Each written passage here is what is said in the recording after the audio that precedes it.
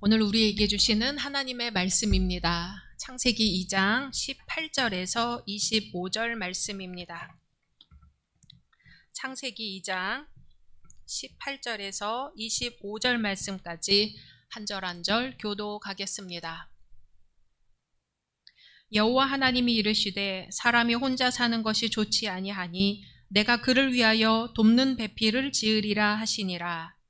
여호와 하나님이 흙으로 각종 들짐승과 공중의 각종 새를 지으시고 아담을 무엇이라 부르게 하시고 그들을 그에게 이끌어 가시니 아담이 각 생물을 부르는 것이 곧 그 이름이 되었더라.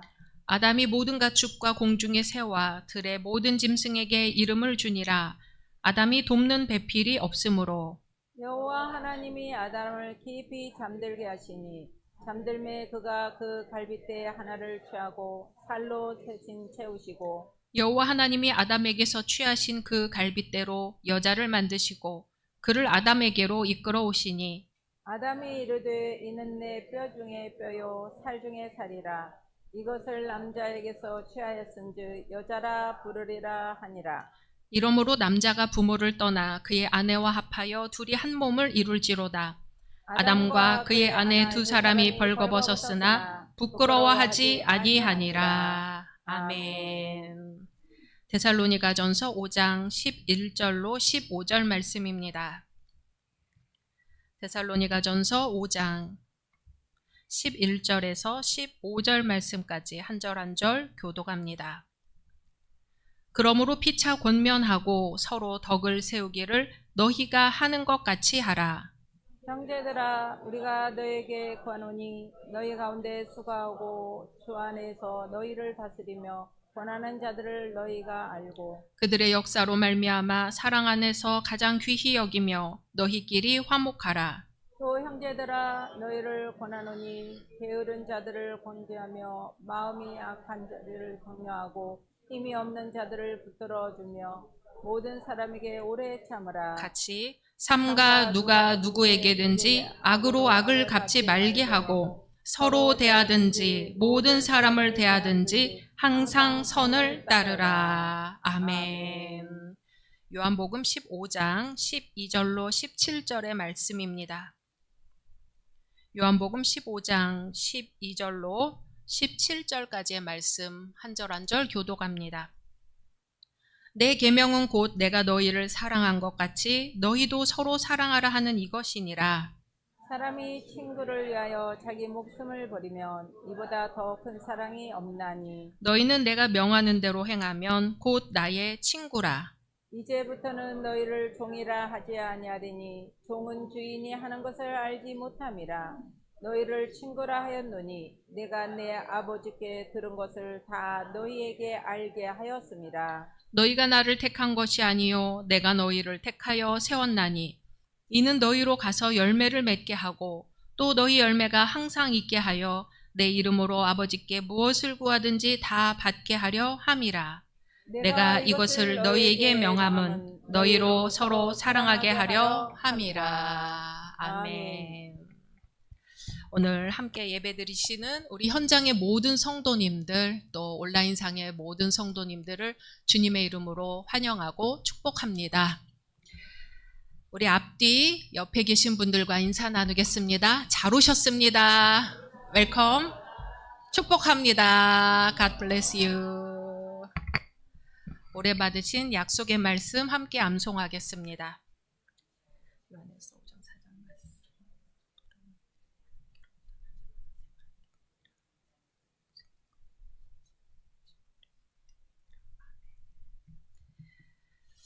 말씀대로 이루어 주실 줄로 믿습니다. 몇 년 전에 한 연구가 발표되었습니다. 외로움은 하루에 담배 15개비를 피우는 것과 같다 하는 그런 연구인데요. 그만큼 외로움이 건강을 해친다는 것입니다. 사람은 먹을 것이 없어도 죽지만 관계가 없어도 무너집니다. 그래서 현대인은 가장 많은 사람들과 연결되어 있지만 가장 깊은 외로움을 경험하는 시대를 살아갑니다. SNS에는 수백 명의 친구가 있지만 정작 자신의 외로움에 대해서는 이야기할 친구가 없는 것이지요. 창세기를 보면 하나님은 창조하실 때마다 말씀하셨습니다. 보시기에 좋았더라. 빛도 좋았고 하늘도 좋았고 바다도 좋았습니다. 그런데 창세기 2장에 처음으로 좋지 아니하다 하는 말씀이 등장하지요. 우리 창세기 2장 18절 같이 읽습니다. 여호와 하나님이 이르시되 사람이 혼자 사는 것이 좋지 아니하니 내가 그를 위하여 돕는 배필을 지으리라 하시니라. 아멘. 죄가 들어오기 전이죠. 아직 타락하지도 않았습니다. 그런데도 하나님은 혼자인 인간을 보시며 좋지 않다고 말씀하십니다. 왜일까요?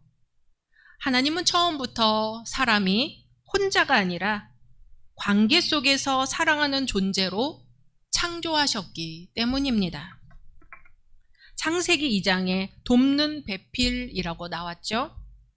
히브리어 원문을 보면 돕는 배필은 에제르, 돕는 자입니다.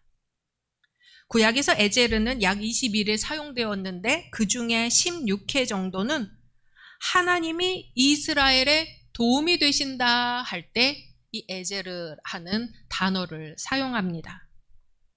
예를 들어 우리 시편 121편 1절 2절 읽어보겠습니다. 내가 산을 향하여 눈을 들리라. 나의 도움이 어디서 올까? 나의 도움은 천지를 지으신 여호와에게서로다. 아멘. 나의 도움이 어디서 올까? 천지를 지으신 여호와에게서 나의 도움이 온다. 여기서 이 도움이 에제르죠. 우리 신명기 33장 7절도 같이 읽어봅니다. 유다에 대한 축복은 이러하니라. 일러스되 여호와여 유다의 음성을 들으시고 그의 백성에게로 인도하시오며 그의 손으로 자기를 위하여 싸우게 하시고 주께서 도우사 그가 그 대적을 치게 하시기를 원하나이다. 아멘. 주께서 도우사 그가 그 대적을 치게 하시기를 원하나이다. 여기서도 도우사, 돕다라는 것이 에제르입니다. 돕는 자, 에제르는 누군가를 보조하는 존재가 아니라 상대를 살리는 존재, 구하는 존재입니다. 그래서 창세기에서 하나님은 인간이 혼자서는 하나님의 형상을 온전히 드러낼 수 없기 때문에 서로를 살리는 관계를 창조하십니다. 또한 배필에 해당하는 케네그도라는 히브리어에는 그와 마주하여, 그와 상응하여, 그와 알맞게 대응하는 이라는 뜻이 담겨 있습니다. 에제르 케네그도는 상대의 뒤에 서서 명령을 기다리는 존재가 아닙니다. 그렇다고 상대 위에 군림하는 존재도 아닙니다. 서로 얼굴을 마주하고 서로의 말에 응답하며 서로의 생명을 살리는 존재입니다. 하나님은 인간이 홀로 하나님의 형상을 온전히 드러낼 수 없음을 아셨습니다. 그래서 한 사람이 다른 사람을 지배하는 관계가 아니라 서로를 마주보고 서로에게 에제르가 되는 관계를 창조하셨습니다. 창세기 2장 19절 이하를 보면 하나님께서 흙으로 지으신 사람이 이 들짐승과 공중의 새를 대하여 이름을 지어주는 장면이 나옵니다. 하나님은 이 사람이 그것들을 무엇이라 부르는지 지켜보시죠. 성경에서 이름을 부른다는 것은 단지 이것과 이것을 구별하기 위한 명칭이 아닙니다. 상대가 어떤 존재인지를 알아보고 그 존재와 관계를 맺는 행위입니다. 사람은 수많은 생명체를 바라보고 이름을 불러줍니다. 그러나 모든 생명체에게 이름을 붙인 뒤에도 사람에게는 여전히 자신과 마주 설 수 있는 에제르 케네그도가 없었습니다. 우리 창세기 2장 20절 같이 읽습니다. 아담이 모든 가축과 공중의 새와 들의 모든 짐승에게 이름을 주니라. 아담이 돕는 배필이 없으므로. 아멘. 인간은 다른 생명들과 함께 살아가며 그들을 돌보도록 창조되었지만 그 가운데 사람의 말에 응답하고 기쁨과 아픔을 나누며 얼굴과 얼굴을 마주 볼 수 있는 그런 존재는 발견되지 않았습니다. 주변에 수많은 생명체가 있어도 사람의 외로움은 사라지지 않았습니다. 이것은 오늘날 우리의 모습과도 닮아 있습니다. 많은 사람을 만나고 수많은 일을 하며 늘 누군가와 연락을 주고받아도 마음 깊은 곳의 이야기를 나눌 사람이 없다면 우리는 외롭습니다. 사람에게 필요한 것은 단순히 곁에 있는 누군가가 아니지요.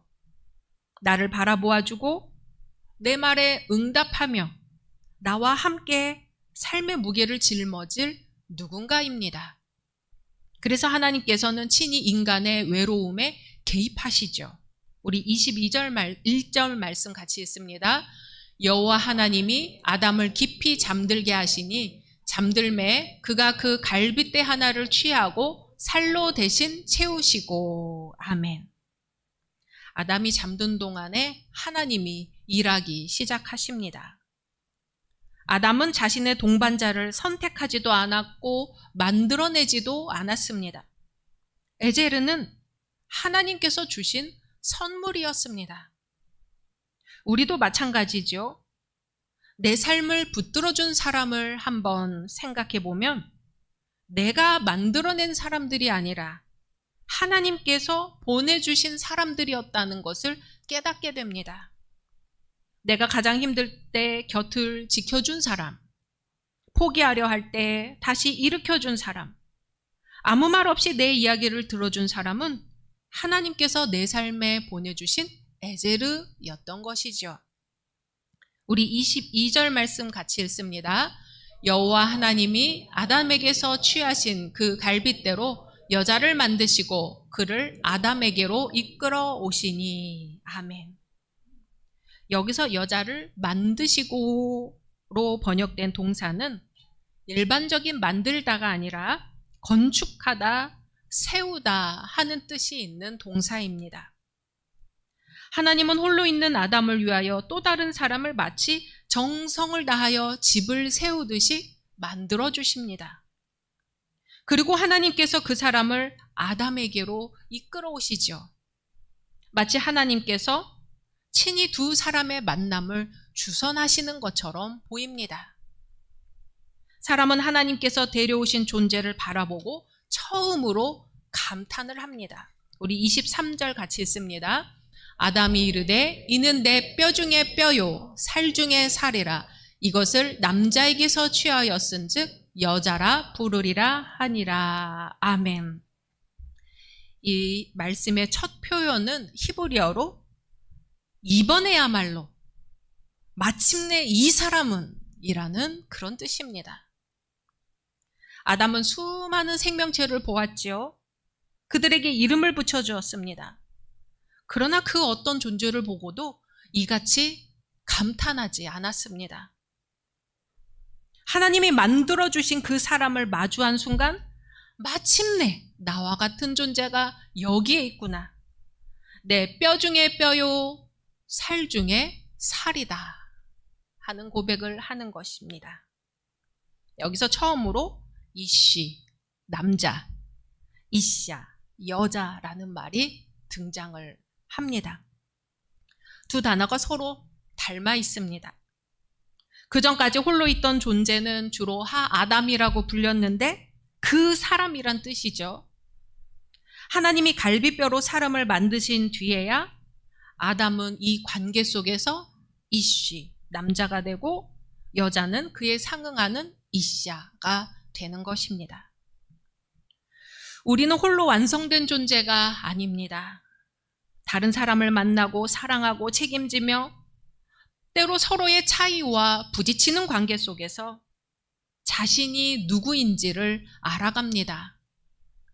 때로는 내가 보지 못한 나를 보게 하고 내가 듣고 싶지 않았던 진실을 알게 해주며 나를 더 성숙하게 만드는 에제르입니다. 우리 24절 같이 읽습니다. 이러므로 남자가 부모를 떠나 그의 아내와 합하여 둘이 한 몸을 이룰지로다. 아멘. 떠난다는 말은 이전의 의존 관계에서 벗어나 새로운 책임의 관계를 세운다는 뜻입니다. 한 가정을 이룬다는 것은 단순히 함께 사는 것이 아니라 자신이 선택한 관계에 책임을 지는 일입니다. 합하여라는 말은 달라붙다, 굳게 결합하다, 충실하게 붙들다 라는 뜻이 있습니다. 순간적인 감정으로 가까워지는 것이 아니라 기쁠 때나 어려울 때나 관계를 버리지 않고 신실하게 붙드는 것이죠. 사랑은 좋은 감정만을 의미하지 않습니다. 사랑은 상대를 붙드는 결단과도 같습니다. 상대가 약해졌을 때 떠나지 않는 것, 관계가 어려워졌을 때 쉽게 포기하지 않는 것, 서로의 상처를 함께 감당하며 다시 관계를 세워가는 것이 사랑입니다. 그러나 이것이 폭력과 억압을 무조건 견디라는 뜻은 아닙니다. 에제르의 관계는 한쪽이 다른 쪽을 파괴하는 관계가 아닙니다. 생명을 살리는 관계입니다. 그러므로 폭력과 지배를 거부하고 상처 입은 사람의 안전과 존엄을 지키는 것 역시 에제르의 책임입니다. 그리고 25절은 이렇게 마무리됩니다. 같이 읽습니다.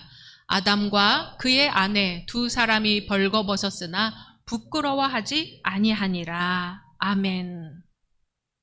벌거벗었다는 말은 서로에게 감출 것이 없다는 말이죠. 자신을 방어하기 위해 가면을 쓰지 않아도 된다는 뜻입니다. 부끄러워하지 않았다는 것은 자신의 가장 약한 모습을 드러내어도 정죄받지 않고 버림받지 않으며 존중받을 수 있다는 것.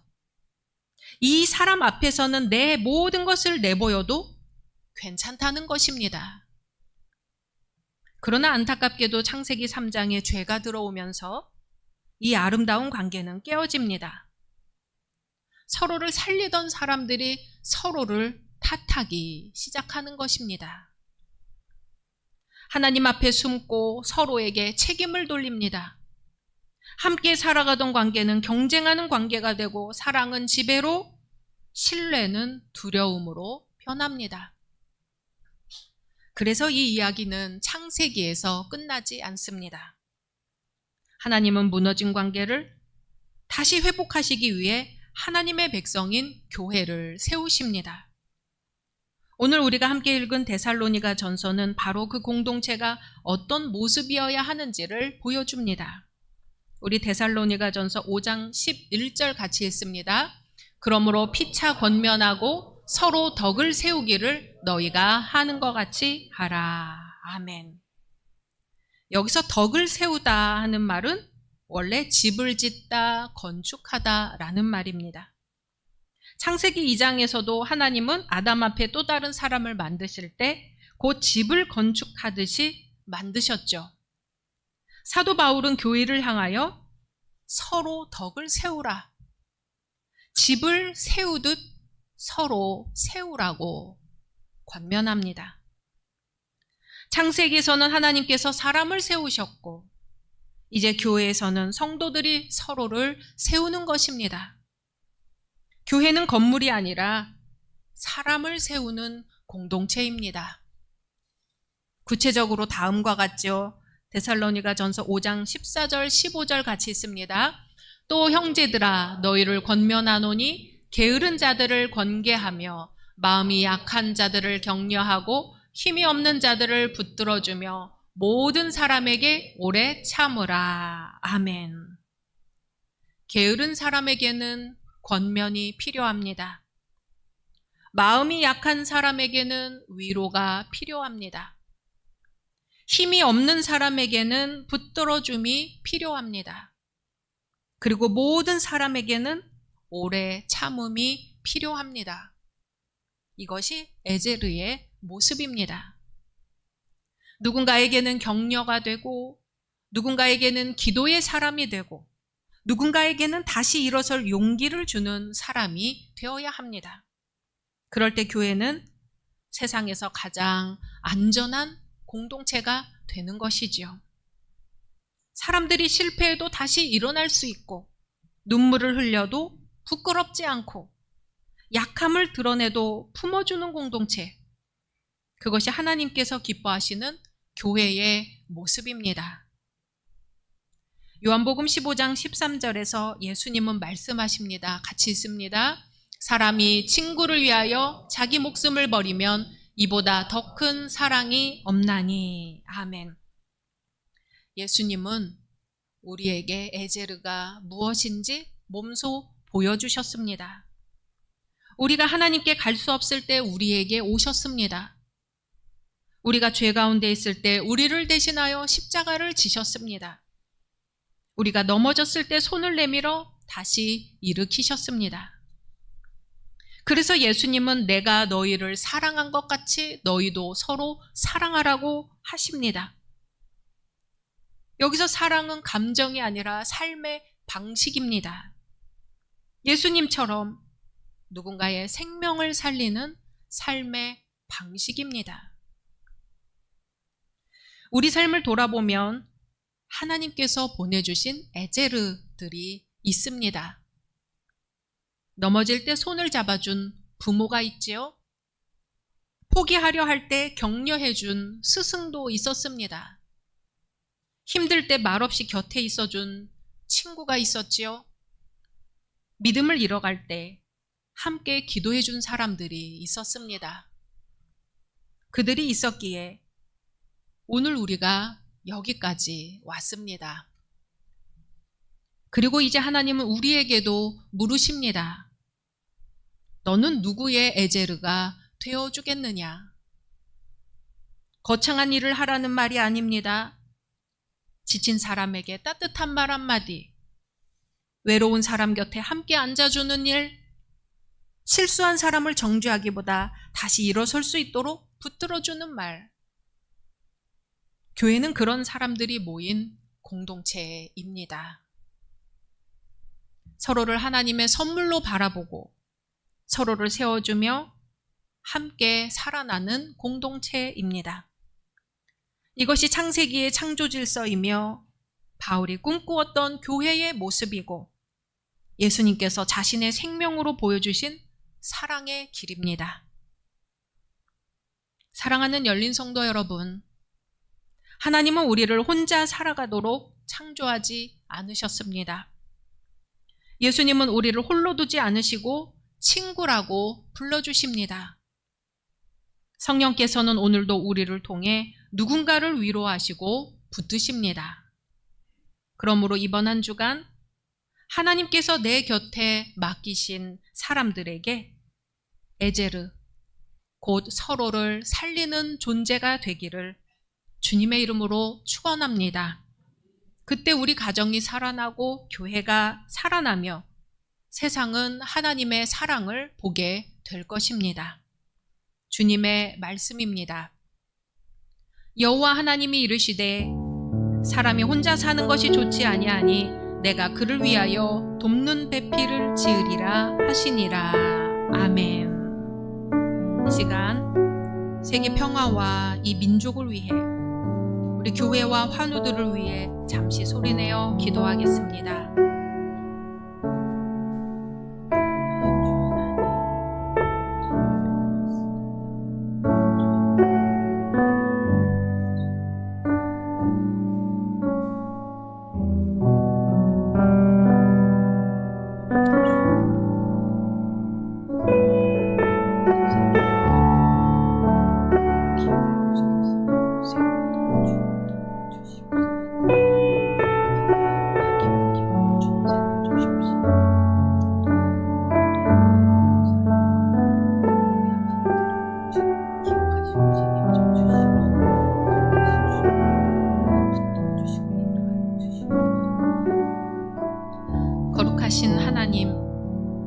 우리 사람을 하나님의 형상대로 지으시고 서로에게 에제르로 살아가도록 인도해 주셨음을 믿고 감사드립니다. 그러나 하나님의 형상은 온데간데 없이 하나님의 뜻을 따라 살지 못했음을 고백합니다. 주님, 우리에게 먼저 돕는 자가 되어주시고 언제나 도움의 손길을 보내주시는 하나님께 감사드립니다. 이제는 우리도 누군가에게 주님의 돕는 손으로 돕는 것 같이 돕는 자가 되게 해주시고 그 도움의 손길을 통해 하나님의 사랑이 흘러가게 하소서. 주께서 우리를 사랑하신 것 같이 서로 사랑하라 하셨으니 우리가 주 안에서 더욱 사랑하며 살게 하옵소서. 예수님의 이름으로 기도드립니다. 아멘.